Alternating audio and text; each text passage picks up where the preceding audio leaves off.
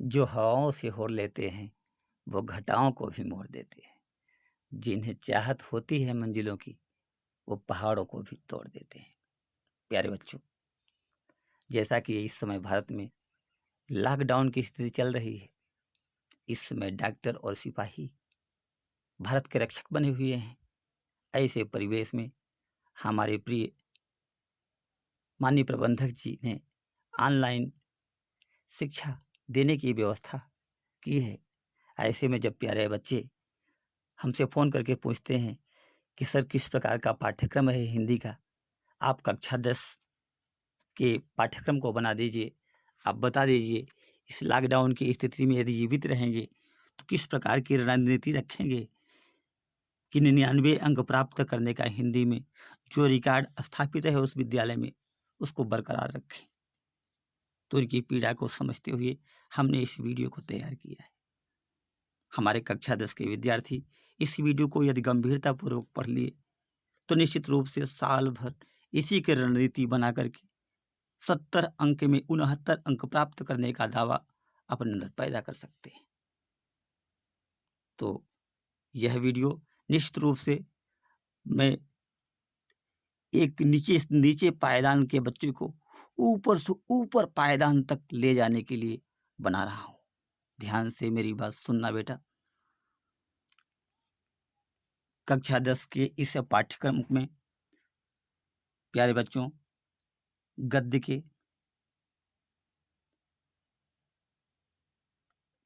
के कुछ पाठ रखे गए हैं। गद्य खंड के कुछ पाठ, तो कुछ पाठों में कितने पाठ हैं वैसे संख्या में देखने के बाद मिल रहा है 7 पाठ हैं। तो कौन कौन से पाठ ऐसे हैं जो बार बार पूछे जाते हैं, इन सब की बात मैं बाद में चर्चा कर लूँगा।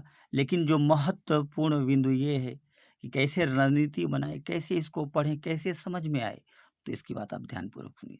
मित्रता हमारे जीवन में परम आवश्यक चीज़ है। अगर मित्रता हमारी खराब है तो निश्चित रूप से हमारा पतन होगा। यदि मित्रता हमारी उचित है तो निश्चित रूप से हमारी उन्नति होगी। तो मित्रता पाठ के लेखक आचार्य रामचंद्र शुक्ल है।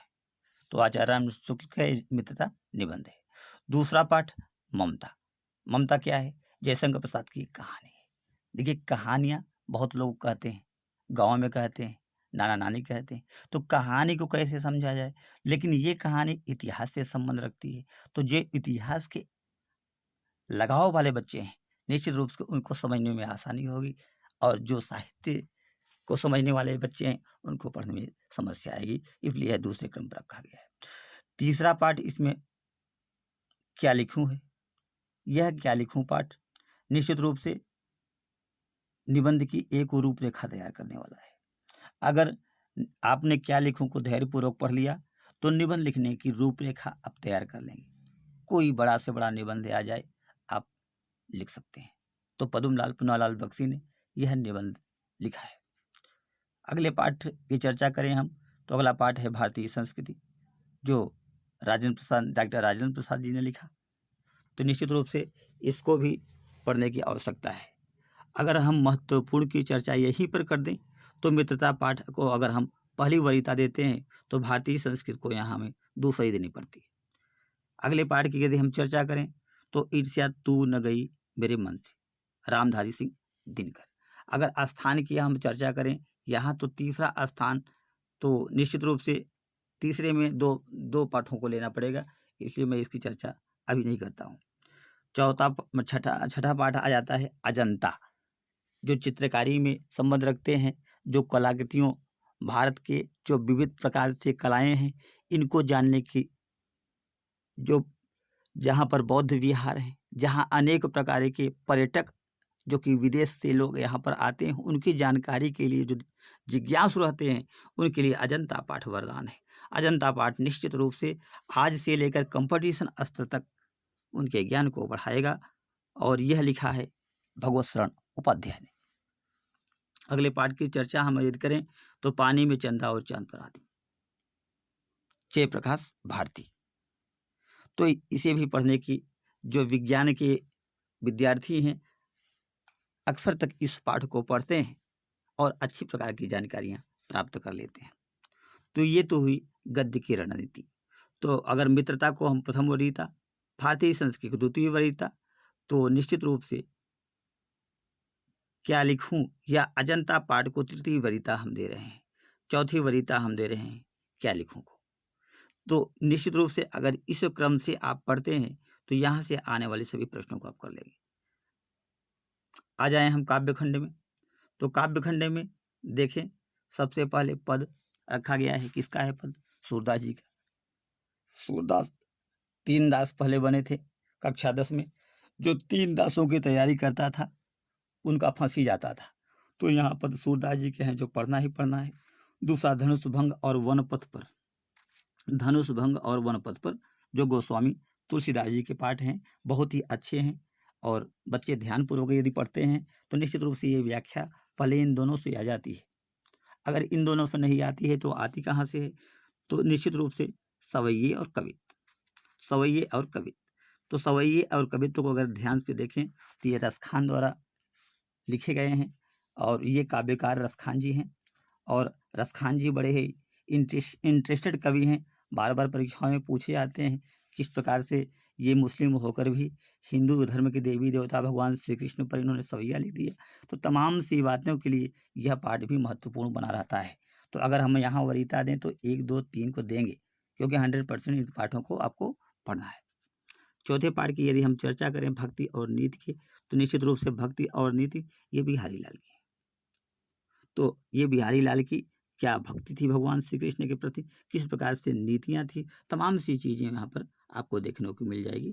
तो ये पाठ भी उसी क्रम में बना हुआ है। अगले पाठ की चर्चा करें तो चींटी एवं चंद्रलोक में प्रथम बार, जो प्रकृति के सुकुमार कवि सुमित्रानंद पंत द्वारा लिखा गया है।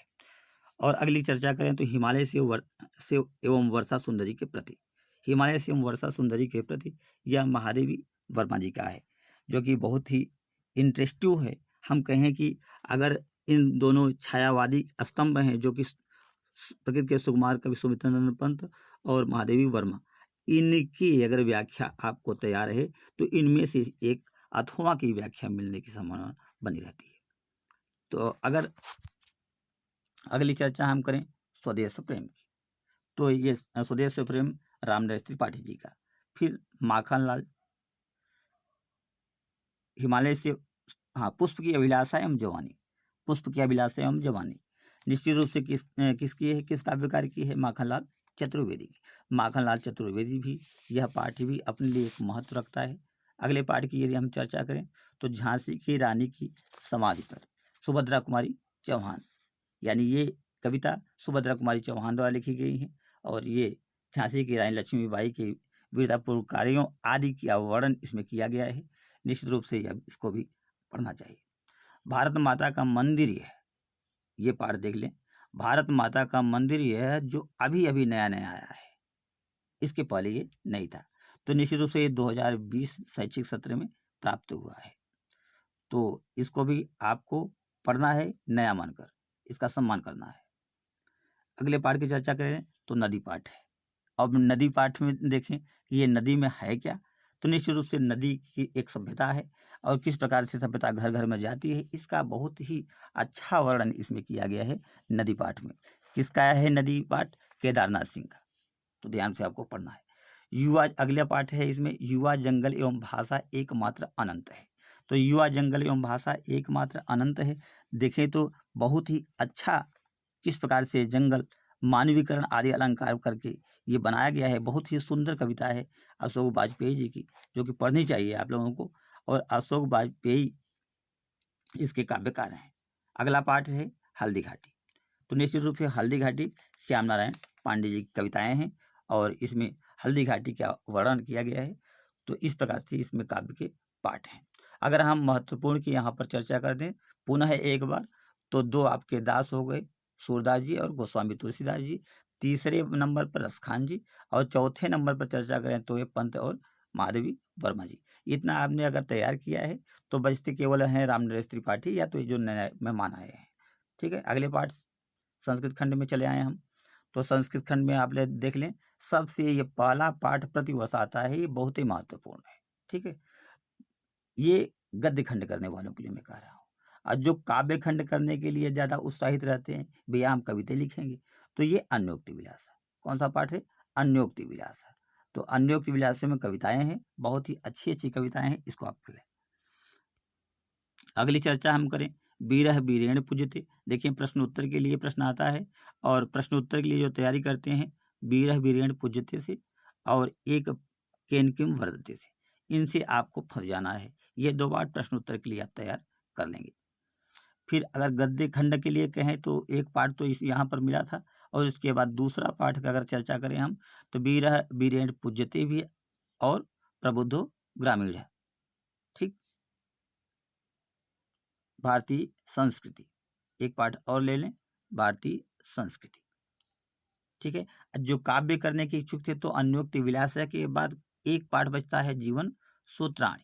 ठीक, इसको पढ़ लें, और शेष उन गद्य खंडों वाले जो पाठ हैं उनमें मिल जाएंगे। अरुण श्वेत के तो ये नया पाठ आया है, इसको समझने की आवश्यकता है। फिर अगले हम चले व्याकरण में। व्याकरण में क्या है? व्याकरण में काव्य के तत्व हैं। काव्य के तत्वों में क्या है? रस है, अलंकार है, छंद है, और रस में भी दो रस हैं। कौन कौन सा रस है इसमें? एक तो हास रस है, हास, दूसरा करुण, दूसरा है करुण, करुण रस। ठीक, तो निश्चित रूप से हास्य और करुण। अलंकार में अगर चर्चा करें तो जहाँ कक्षा 9 में आप शब्द अलंकार पढ़े थे, अब कक्षा 10 में आपको अर्थालंकार पढ़ना है। तो अर्थालंकारों में जैसे उपमा है, उत्प्रेक्षा है, रूपकारी है। ठीक, छंद में चले आए, हम छंद में पढ़े थे, दोहा पहले पढ़ चुके हैं, तो यहाँ सोरठा, वहाँ पर हम चौपाई पढ़े थे, यहाँ रोला। ठीक, तो अब हिंदी व्याकरण में आ जाए। हिंदी व्याकरण बहुत ही सरल है। अब देखें उपसर्ग, प्रत्यय, समास और तत्सम तद्भव, पर्यायवाची शब्द, इस प्रकार के प्रश्न हैं। संस्कृत व्याकरण एवं अनुवाद 2 नंबर का आएगा, वो भी आप कर लेंगे। निबंध रचना में 3 प्रकार के निबंध अक्सर तक पूछे जाते हैं, एक तो समाज के प्रति, एक साहित्य के प्रति और एक विज्ञान के प्रति। तो निश्चित रूप से जिसमें जिसका अपना लिखने की क्षमता रखता है कि मैं विज्ञान के बारे में बहुत जानकार हूँ, बहुत जानना चाहता हूँ, वो अच्छी तरह से निबंध लिख दे, तो उसमें निबंध में 9 नंबर का अगर निबंध है तो 8 साढ़े 8 तक नंबर मिल जाते हैं। निबंध में आधे नंबर कटने की गुंजाइश बनी रहती है। खंड काव्य की यदि हम चर्चा करें तो निश्चित रूप से एक ही खंड काव्य इसमें पढ़ना है, क्योंकि हम प्रयाग क्षेत्र से हैं, तो हमें पढ़ना क्या है? अग्र पूजा खंड का। ठीक, तो इतना ही सिलेबस है, इतना ही आपको पढ़ना है। और आ जाएं 30 नंबर का जो आंतरिक मासिक परीक्षण है, तो वो विद्यालय करती है, विद्यालय देती है, और विद्यालय अपने तरह से बच्चों को जांच और परख करती है, कौन सा बच्चा 30 नंबर लायक है, कौन सा बच्चा 29 नंबर लायक है, ये विद्यालय निर्धारित करती है। तो ये वीडियो आप देखें, समझें अपने पाठ्यक्रम की रणनीति को, और किसी भी प्रकार की कोई शंका हो तो फ़ोन करके या मैसेज करके किसी भी प्रकार से हमें अवश्य बताएं। धन्यवाद, सुप्रभात।